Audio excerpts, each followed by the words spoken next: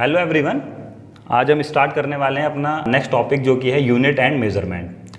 तो बात करते हैं पहले मेजरमेंट की। जैसे हम फिजिक्स की स्टडी कर रहे हैं तो फिजिक्स हमारा क्या है, it's the study of nature and natural phenomenas. तो अगर वहाँ जो है नेचर में कोई इवेंट हो रहा है, उस इवेंट को जो है एक्यूरेटली और प्रिसाइसली अगर मुझे जानना है तो उसकी क्वांटिटीज़ को मुझे मेज़र करना होगा। तो वहाँ हमें मेज़रमेंट की ज़रूरत पड़ती है अगर मुझे किसी क्वांटिटी के बारे में प्रिसाइसली बताना है। जैसे अगर मैं एग्जांपल के तौर पे लूँ कि अगर आपके पास एक कार है, वो मूव कर रही है विद सर्टेन स्पीड, माना 10 मीटर पर सेकंड की स्पीड से मूव कर रही है कोई कार। आपसे कहा जाए कि 10 सेकंड के बाद उसकी फाइनल स्पीड क्या होगी, तो यहाँ पर आपको जो है उस क्वांटिटी को आप स्पीड को मेज़र कर रहे हैं। जैसे आपसे कहा जाए कि एक ऑब्जेक्ट को जो है आपने विद सर्टेन वेलोसिटी आपने जो है किसी ऑब्जेक्ट को फेंका, आपसे कहा जाए कि उसने कितना डिस्टेंस कवर किया, तो वहाँ आप जो है डिस्टेंस को मेज़र कर रहे हैं। तो यहाँ पर जो है किसी भी इवेंट को, किसी भी फिनोमेना को एक्यूरेटली और प्रिसाइसली बताने के लिए हमें मेज़रमेंट की ज़रूरत पड़ी। अब हम जो है किसी भी क्वांटिटी को कैसे मेज़र करते हैं उसकी हम बात करते हैं। जैसे हमने एक सर्टेन स्टैंडर्ड सेट कर लिया, एक क्वांटिटी है, जैसे बात करूँ ये बोर्ड है, इसको मुझे जो है इसका मेज़रमेंट करना है मुझे, तो हमने जो है एक स्टैंडर्ड सेट कर लिया। जैसे ये मार्कर है, इसका मैंने एक स्टैंडर्ड सेट कर लिया कि ये 1 यूनिट का मार्कर है। अब इस बोर्ड के ऊपर जो है मैंने इसको जो है पूरा जो है रोल अप किया और देखा कि इसने जो है 10 टाइम जो है रोल हुआ। तो 1 यूनिट का मार्कर था, तो टोटल कितना हो गया, 10 यूनिट का जो है ये बोर्ड हो गया। ये हमने जो है बात कर ली। जैसे हम कहें कि हमने एक लेंथ के लिए एक यूनिट सेट कर रखी है, मीटर जो है उसकी यूनिट होती है, एसआई यूनिट की बात करते हैं हम, तो मीटर उसकी यूनिट है। तो 1 मीटर के कंपैरिजन में तुम जो है किसी भी ऑब्जेक्ट की जो है लेंथ को जो है मेज़र करते हो। जैसे आपने कहा कि 1 मीटर आपने एक स्टैंडर्ड सेट कर लिया और एक जो है किसी स्टिक के ऊपर आपने जो है उस मीटर को जो है रोल किया, देखा कि वो जो है 10 टाइम रोल हुआ, तो टोटल कितना हो गया, वो 10 मीटर हो गया। तो यूनिट क्या है हमारा, किसी भी क्वांटिटी को मेजर करने के लिए हमने एक स्टैंडर्ड सेट कर दिया जो कि इंटरनेशनली एक्सेप्टेड है, और उस स्टैंडर्ड को हम कहते हैं यूनिट कहते हैं हम, ठीक है। अब जैसे कोई फिजिकल क्वांटिटी है, उसको आपने मेजर किया, उस क्वांटिटी को सपोज दैट हम जो है क्यू से रिप्रेजेंट कर रहे हैं उस फिजिकल क्वांटिटी को, ठीक है। उसकी यूनिट जो है, तो उस फिजिकल क्वांटिटी में जो है एक नंबर होगा मल्टीप्लाई बाई दैट यूनिट, तो हम उसको नंबर को n से डिनोट कर रहे हैं and that unit is denoted by u। तो हम किसी भी फिजिकल क्वांटिटी को इस फॉर्म में लिखते हैं। यानी कि आपके पास जो है, आपने कहा कि एक आपके पास स्केल है जिसकी लेंथ है 10 मीटर की, तो आपके पास एक न्यूमेरिकल वैल्यू है, ठीक है, जिसको आप n से रिप्रेजेंट किया, एक नंबर होगा उस फिजिकल क्वांटिटी में और एक यूनिट होगी, जैसे हमने वहां पर बात की है मीटर की बात की, ठीक है। तो ये जो है आपका जो है फिजिकल क्वांटिटी की बात हो गई। अब जैसे अगर हम बात करें कन्वर्जन की बात करें, 2 यूनिट हैं आपके पास, उसको आप कन्वर्ट करते हैं। जैसे कभी आप मीटर को सेंटीमीटर में कन्वर्ट करते हैं, ग्राम को किलोग्राम में कन्वर्ट करते हैं। तो उस चीज़ को अगर मैं देखूं तो यहाँ पर मैं किसी भी फिजिकल क्वांटिटी को मैं लिख सकता हूँ कि अगर 2 आपके पास फिजिकल क्वांटिटी हैं, उनके पास जो है अगर n1 एक फिजिकल क्वांटिटी का नंबर है n1 और उसकी जो यूनिट है वो n2 है, that must be equals to n2 and u2। तो उस कंडीशन में अगर आपका जो है एक की यूनिट अगर ज़्यादा है दूसरी यूनिट से, तो वहां आपको देखने को मिलेगा जो उसका जो नंबर है वो कम होगा दूसरी यूनिट से। जैसे अगर हम एग्जांपल के तौर पे बात कर लें, 1 मीटर की बात कर लें, अगर मैं बात करूं 1 मीटर की बात करूं, कोई आपके पास फिजिकल क्वांटिटी है 1 मीटर, तो यहां पर तुम्हारा n1 क्या है, 1 है, और u तुम्हारा u1 क्या है, यहां पर मीटर की बात कर रहे हैं। इसको आपने कन्वर्ट किया सेंटीमीटर में, तो आप इसे सेंटीमीटर में कन्वर्ट करें तो 1 मीटर क्या होता है, 100 सेंटीमीटर होता है। तो आप यहां पर देखें n2 तुम्हारा क्या आ गया, 100 आ गया, और u2 तुम्हारा क्या आ गया, सेंटीमीटर। तो एक जो है ये छोटी यूनिट है, यानी कि अगर आपके पास जो है बड़ी यूनिट जो है होगी तो उसका जो नंबर है वो छोटा होगा। ये बात एक नोट करने वाली बात है कि जिसकी जो है यूनिट बड़ी होगी उसके साथ जो नंबर होगा, नंबर असाइन होगा, वो स्मॉलर होगा कंपैरिजन टू दी आप छोटी यूनिट की अगर हम बात कर रहे हैं। तो ये मेजरमेंट की बात हो गई। अब हमने जो है बात कर ली आपकी मेजरमेंट की बात कर ली, उसकी नीड की हमने बात कर ली, what the need of the measurement. किसी भी क्वांटिटी को आपको रिप्रेजेंट करना है, प्रिसाइसली मेजर करना है, ठीक है, तो उसके बारे में आपको बताना है, तो आप मेजरमेंट की ज़रूरत पड़ेगी। यूनिट की हमने बात कर ली कि आप जो है किसी भी क्वांटिटी को मेजर करने के लिए आपने जो है एक सर्टेन बेसिक स्टैंडर्ड सेलेक्ट कर लिया, तो वो आपने जो है यूनिट की बात कर ली। और फिजिकल क्वांटिटीज़ को अगर मैं रिप्रेजेंट करूँ तो वो सिंपली क्या है कि आप नंबर लेंगे मल्टीप्लाई बाई दैट यूनिट, वो आपके पास जो है फिजिकल क्वांटिटी हो गई। 2 तरह की यूनिट आप पढ़ेंगे, एक तो फंडामेंटल यूनिट की बात करेंगे और दूसरी बात करेंगे ड्राइव यूनिट की। तो फंडामेंटल यूनिट की बात करें, ये बेसिक यूनिट्स हैं, ठीक है। जैसे फिजिकल क्वांटिटीज़ हैं, बहुत सारी फिजिकल क्वांटिटीज़ हैं, तो हर किसी को तो आप जो एक यूनिट असाइन नहीं कर सकते, तो इसीलिए हमने क्या है कुछ यूनिट्स, कुछ क्वांटिटीज़ को हमने सेलेक्ट किया, उसको हमने कहा फंडामेंटल यूनिट्स हमने कहा। जैसे लेंथ एक फिजिकल क्वांटिटी है, उसकी हमने यूनिट की बात की, वो मीटर है। ऐसे ही मास की बात की, वो किलोग्राम है। एक आपके पास टाइम है, तो ये आपकी 7 फंडामेंटल यूनिट्स, 7 फंडामेंटल क्वांटिटीज़ हैं जिनकी जो है आपने बात कर ली, ठीक है। इसके साथ साथ जो है 2 आपके पास सप्लीमेंट्री यूनिट्स की बात करेंगे आप, जिसको हम बात कहेंगे रेडियन और स्टेरेडियन।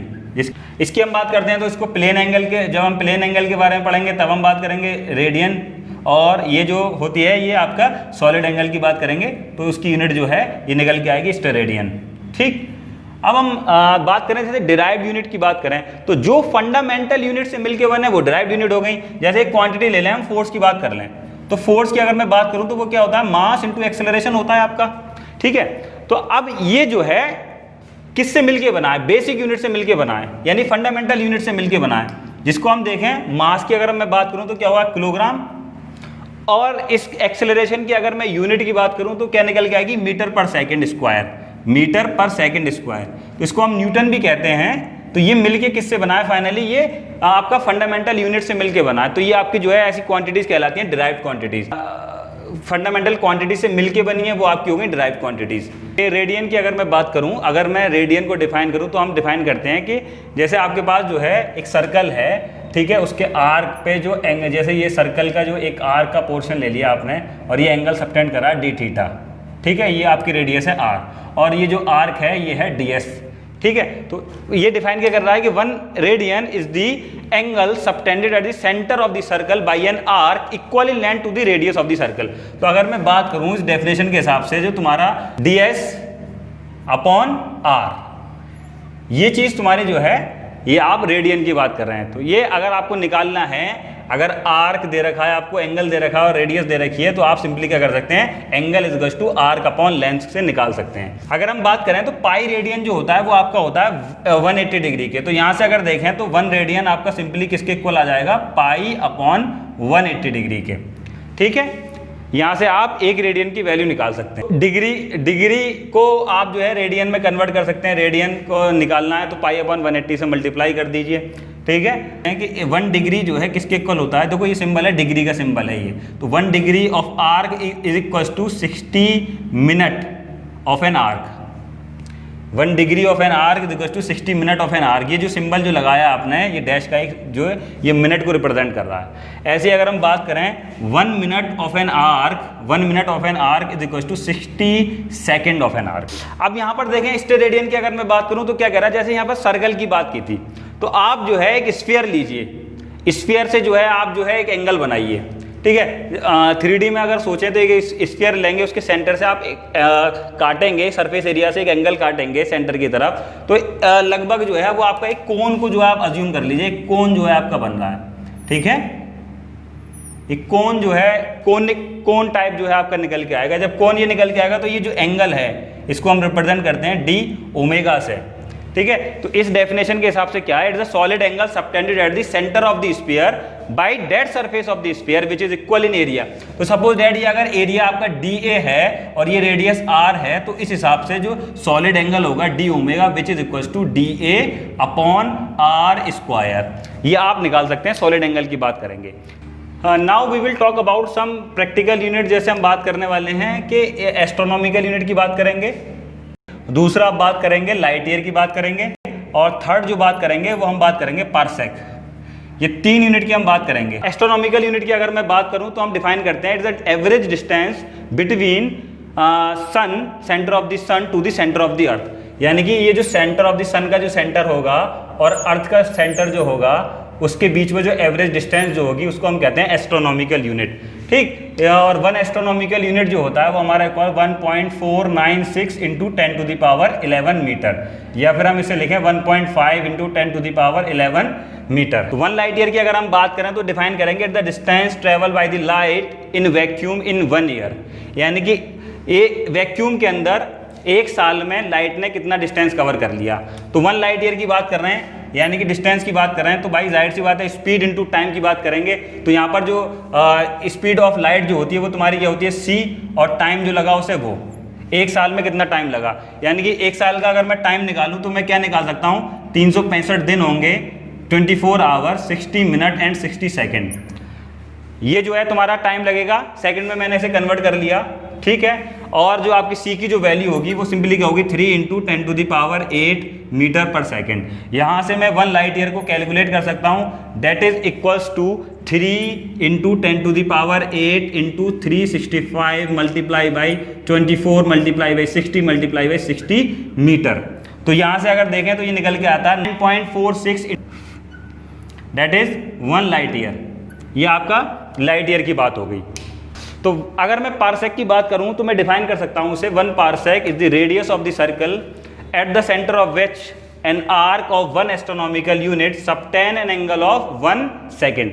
यानी कि आपका एक सर्कल है तो पारसेक जो है उस रेडियस के इक्वल, उस सर्कल की रेडियस के इक्वल है, जिसका जो आर्क है वो 1 एस्ट्रोनॉमिकल यूनिट का है और जो कि सर्कल के सेंटर पे जो है वो 1 सेकंड का एंगल बना रहा है। तो अगर बात करें तो ये जो है रेडियस की बात कर रहे हैं, जैसे हमने बात की थी, ये अगर मैं आर्क और उसके टर्म में निकाल लूँ तो यहाँ पर अगर ये एंगल थीटा सबटेंड कर रहा है जो कि है 1 सेकंड की बात कर रहे हैं हम, ठीक है, और रेडियस की बात कर रहे हैं, और 1 एस्ट्रोनॉमिकल यूनिट का जो है ये आर्क हो गया पारसेक की डेफिनेशन के हिसाब से। कि पारसेक की डेफिनेशन क्या है कि वो सर्कल की वो रेडियस है जिसका जो आर्क है वो 1 एस्ट्रोनॉमिकल यूनिट का है और जो कि सर्कल के सेंटर पे 1 सेकंड का एंगल सबटेंड कर रहा है। तो यहां से अगर देखा जाए तो आर इक्वल्स टू तुम्हारा क्या निकल के आएगा, अभी हमने देखा था वहां से रेडियन की बात की थी, एंगल क्या निकल के आया था, आर्क अपॉन रेडियस। तो यहां पर देखें आर्क तुम्हारा आर्क अपॉन रेडियस।